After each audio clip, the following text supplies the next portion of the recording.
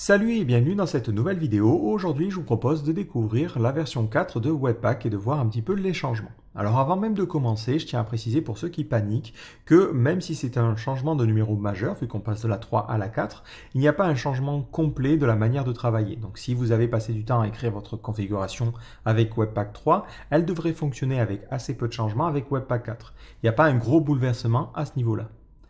En revanche, en interne, par contre, le code a beaucoup changé. Alors qu'est-ce qu'introduit cette nouvelle version et est-ce que c'est intéressant de mettre à jour? Je dirais que ça ne sert à rien de passer d'une version 3 à une version 4. Par contre, si vous commencez un nouveau projet, ça peut être intéressant. Donc d'abord, il faut savoir que maintenant, ils ont choisi de mettre des noms de code et cette version-là s'appelle Legato. Bon, ça n'a pas trop d'importance.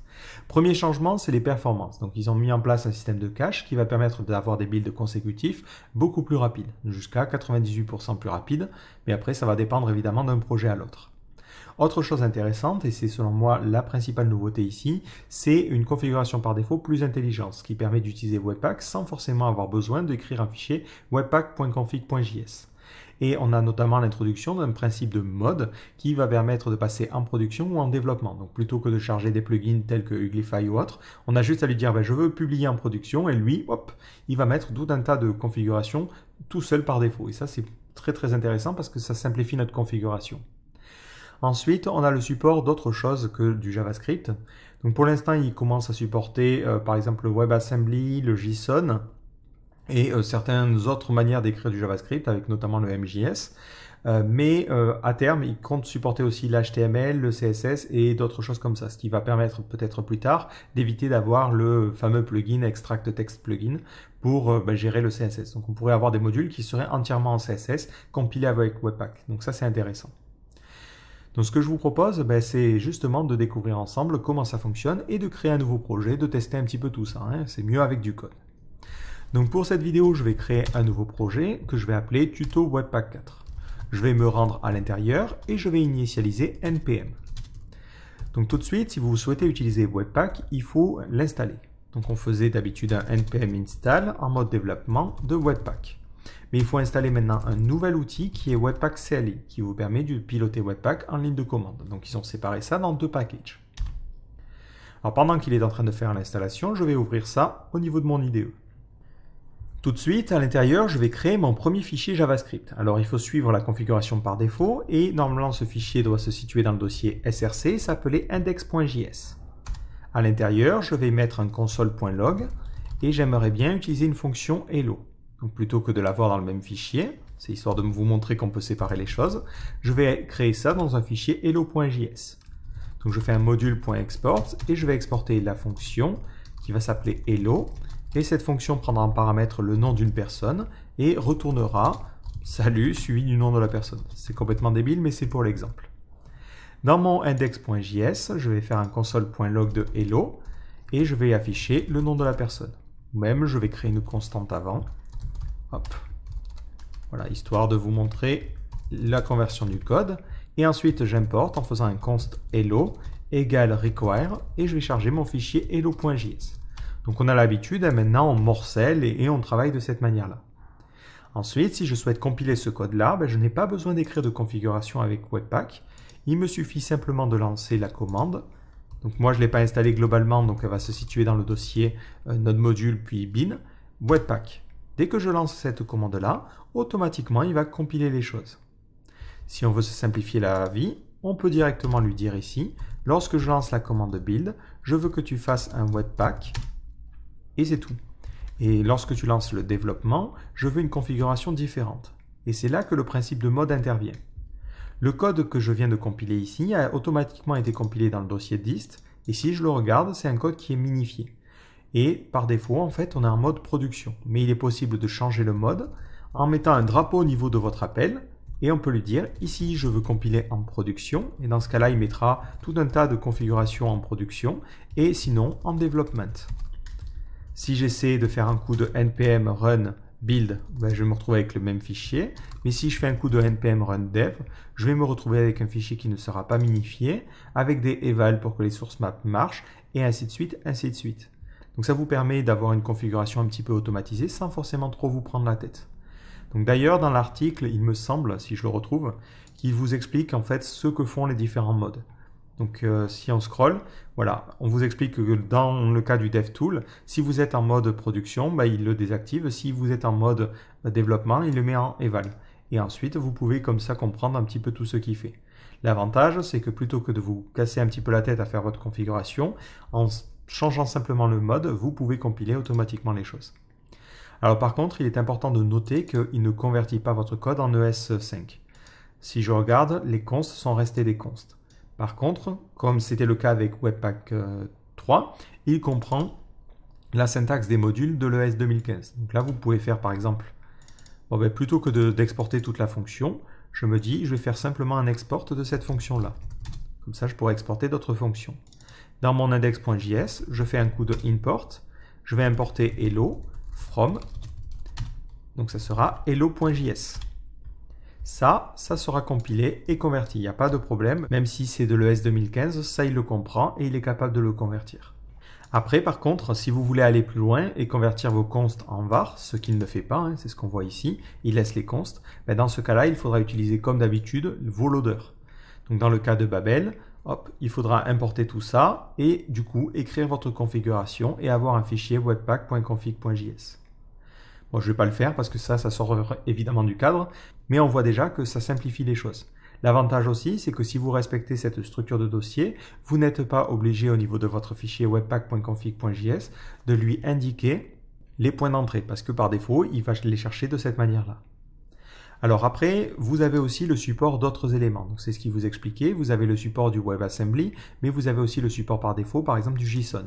Donc on peut imaginer avoir un fichier config.json. À l'intérieur, on lui dirait le nom de la personne, c'est Jean. Je veux ça dans un fichier de configuration. Et du coup, dans mon index.js, je peux directement lui dire, je veux que tu importes la config from config. Pas besoin de mettre l'extension. Par défaut, il essaie de les charger. Et là, je peux utiliser du coup config.name à la place. Si j'essaie de recompiler, ça devrait fonctionner. D'ailleurs, si je veux essayer, je vais me créer un fichier index.html ici. Et à l'intérieur, je vais charger mon fichier JavaScript. Donc là, hop, on va enlever tout ça. Désolé, c'est mon template par défaut. On va peut-être mettre une méta pour préciser qu'on est en UTF-8. Je ne sais pas pourquoi je ne l'ai pas mis par défaut. Et on va charger notre JavaScript. Donc pour l'instant, notre JavaScript, on va le charger directement au même niveau. Donc ça sera notre main.js. Si j'essaie de charger cette page au niveau de mon navigateur, donc ça sera directement dans index.html, et que je sors ma petite console, je vois bien que j'ai marqué Salut Jean. Donc ça fonctionne super bien. Et on a aussi la possibilité de charger du WebAssembly. Alors ça c'est un petit peu particulier, personnellement je ne l'ai jamais encore utilisé, mais globalement ça vous permet par exemple d'avoir du code qui va être plus proche du natif, et vous pouvez par exemple utiliser des fonctions C++, les compiler en WebAssembly et les charger depuis votre JavaScript.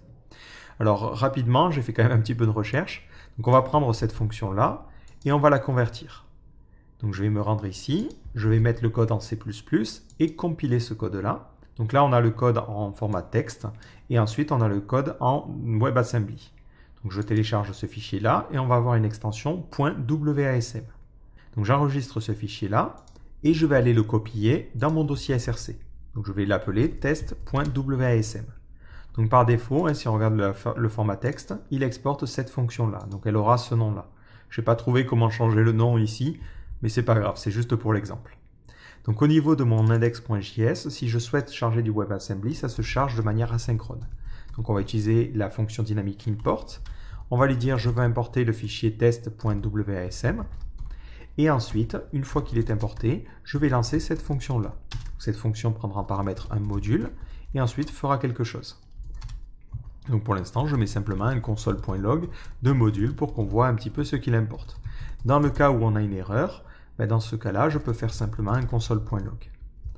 Si je sauvegarde et que je recompile mon code, on va rester en mode de développement, automatiquement, il va séparer et créer un nouveau fichier 0.js qui chargera ce module-là.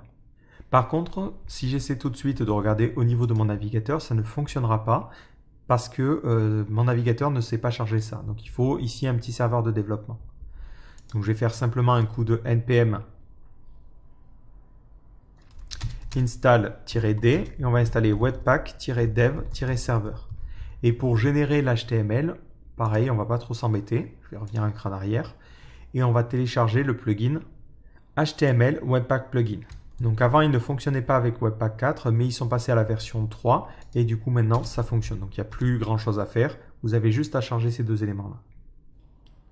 Par contre, vu que je souhaite utiliser un plugin, il va me falloir créer le fameux fichier webpack.config.js. Mais vous allez voir, il va rester relativement simple. On va créer notre HTML plugin en faisant un require et on va charger notre texte, comment il s'appelle, HTML Webpack Plugin. Ensuite, je vais exporter ma configuration et elle va être extrêmement simple parce qu'on n'a pas besoin de mettre d'entry, on n'a pas besoin de mettre de règles ni rien. Il nous suffit simplement de lui dire dans les plugins, je veux rajouter un new HTML plugin et je laisse les options par défaut. Au niveau de mon package.json, je vais lui demander, lorsque je suis en développement, je veux plutôt lancer le serveur de développement. Donc je vais lancer le Webpack Dev Server. Je fais un coup de npm run dev, il lance le serveur de développement sur le port 8080. Si je me rends sur localhost 2.8080, automatiquement, j'ai bien cette page-là et je vois bien que j'ai mon module en WebAssembly. Si je souhaite appeler la fonction qui rajoute 42, je dois l'appeler avec ce nom dégueulasse. C'est pas grave. Donc c'est dans mon main, dans mon index.js. J'appelle cette fonction-là et je demande de rajouter 42 à 20. Et si je recompile, ou même j'ai pas besoin forcément, si je réactualise ma page, il me donne bien 62. Donc automatiquement, je peux utiliser du code WebAssembly au sein de mon code. Et ça, c'est intéressant pour ceux qui utilisent cette technologie-là. Ce n'est pas mon cas, mais voilà. Juste peut-être un dernier petit détail, si jamais vous souhaitez utiliser le Extract Text Plugin, il faut savoir qu'il ne fonctionne pas. Donc c'est Webpack Extract Text Plugin. Je ne me souviens jamais du nom. Voilà, c'est ce plugin-là. Donc vous pouvez l'installer.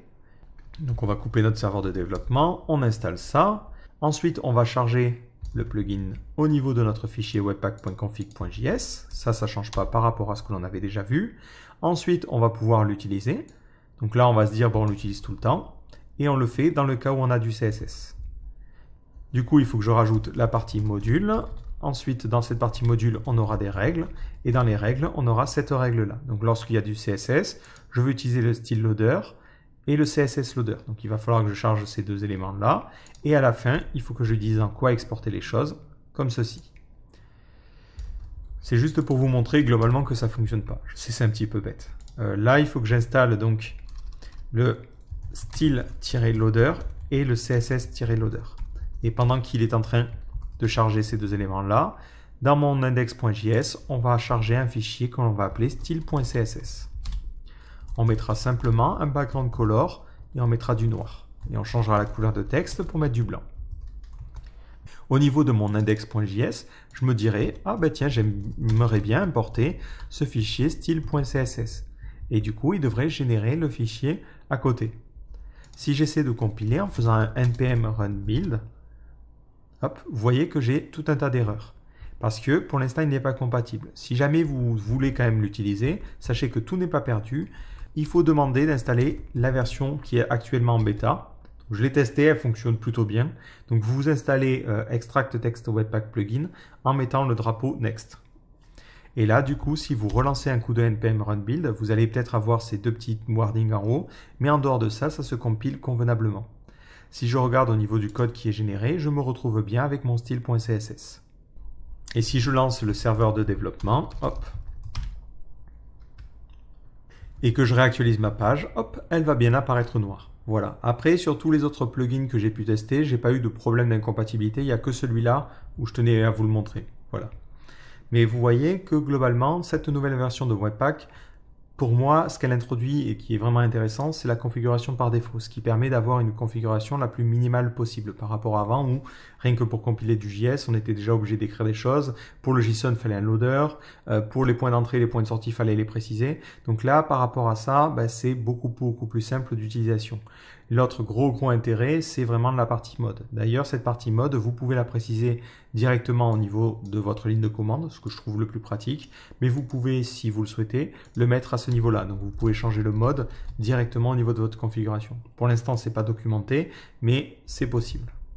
Donc d'ailleurs, pour l'instant, cette version 4 de Webpack, même si elle est sortie, la documentation n'a pas encore été mise à jour. Donc tout ce que je vous ai dit là, je l'ai simplement extrait de ce qu'il y avait ici. Donc comme vous le voyez, il n'y a pas un changement majeur en termes d'utilisation, si ce n'est que ça simplifie l'utilisation dans le cadre de nouveaux projets, où on a un petit peu moins de configuration à faire par défaut. Donc j'espère que cette petite présentation vous a plu et je vous donne rendez-vous dans une prochaine vidéo. Ciao!